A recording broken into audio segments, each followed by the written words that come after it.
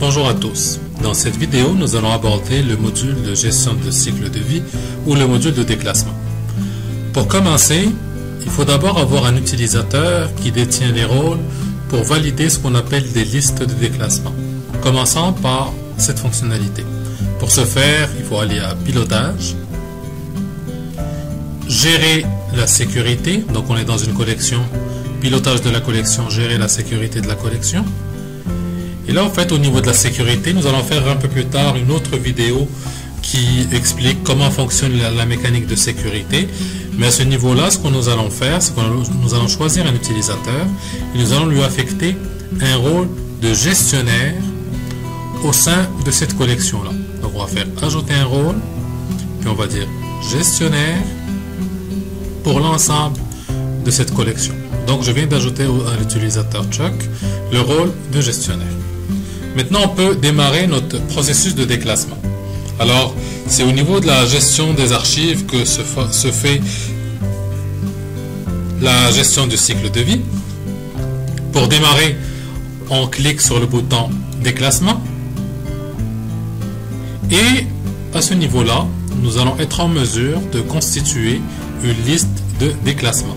Donc, une liste de dossiers que nous allons bâtir, donc une série de dossiers qui ont atteint leur durée de vie active, donc il faut les transférer au semi-actif, ou des dossiers qui sont semi-actifs qu'il faut transférer à l'inactif, ou etc. Donc, je vais commencer par générer une liste de dossiers actifs à transférer au semi-actif. Le principe est le suivant, c'est que je vais sélectionner une unité administrative pour laquelle je désire avoir la liste des dossiers qui ont atteint leur durée de vie active. En faisant cette recherche-là, je peux venir raffiner davantage avec des critères de recherche avancés. Comme je peux dire, je veux sélectionner ces dossiers-là. Donc, je sélectionne quelques dossiers qui me paraissent pertinents et je génère une liste de déclassement.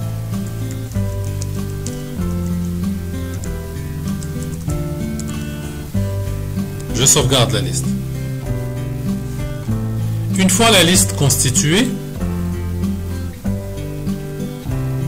comme vous pouvez le constater, elle se découpe en deux niveaux. Des dossiers qui sont prêts à être traités, et là on parle de dossiers de nature numérique, et des dossiers qui sont de nature papier, donc qu'il faut mettre ce qu'on appelle, il faut les mettre dans des boîtes, il faut les mettre dans des contenants.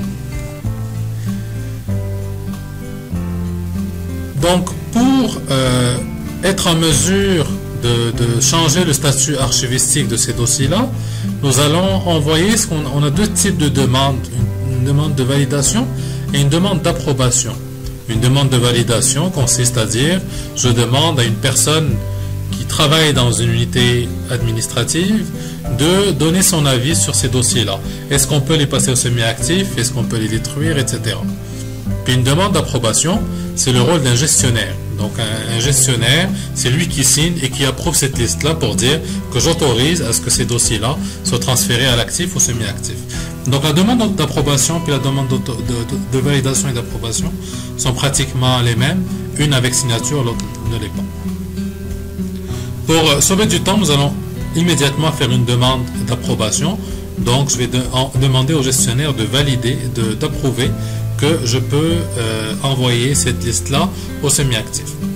En appuyant sur le bouton oui, un workflow, donc un processus métier s'est déclenché et ce processus-là va permettre au gestionnaire de valider. Je vais me déconnecter et je me connecte avec le rôle de gestionnaire. Alors, en tant que gestionnaire, vous allez voir ici au fait qu'il y a des listes générées, des listes en attente de validation, des listes à valider et des listes à approuver. Donc ma liste que je viens de générer ici, comme j'ai les droits, donc elle m'est destinée à moi-même, et par le fait même, le gestionnaire reçoit un courriel, donc un email qui l'informe qu'il a une liste qu'il doit approuver. Donc je consulte ma liste et je peux ainsi dire est-ce que je désire maintenir ce dossier-là dans la liste ou est-ce que j'autorise ou j'autorise pas? Donc si je clique sur un nom, vous allez constater que le dossier a disparu, puis ici on a les dossiers exclus. En tout temps, je peux appuyer sur le oui et le ramener.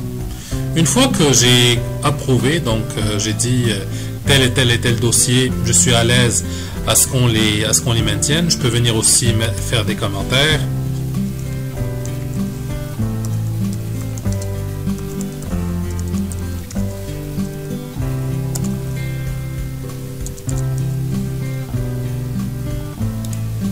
Vous allez voir que les commentaires s'ajoutent à ce niveau-là. Et là, je peux dire j'approuve cette liste-là. Donc la liste a été approuvée. Je me redéconnecte et je me connecte en tant que responsable de gestion documentaire. Donc moi je vais aller prendre ma liste de semi-actifs ici qui a été approuvée.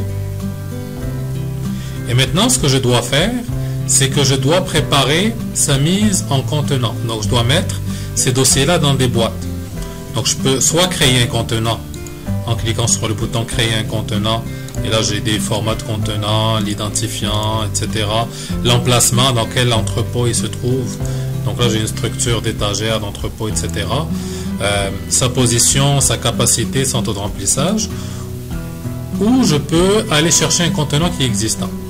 Donc ce que je vais faire, c'est que je vais aller sélectionner un contenant qui est existant en passant par les unités administratives. Et là, Constellio me retourne une série de contenants que j'ai trouvé pour cette liste-là. Et en les sélectionnant, je peux les ajouter à ma liste.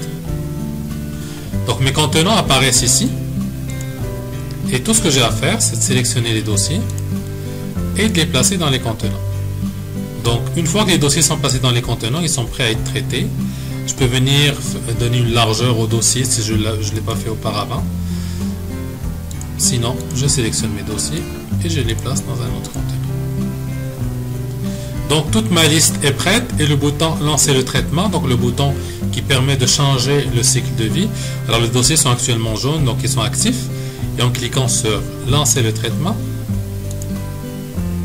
vous allez voir que les dossiers sont devenus orange, donc devenus semi-actifs. Les dossiers qui sont sur support papier sont dans des contenants et les dossiers qui sont numériques ne sont pas dans des contenants. Je peux aller ici consulter un contenant. Je peux imprimer une étiquette. Je peux imprimer ce qu'on appelle un bordereau de transfert et un bordereau de versement. Merci.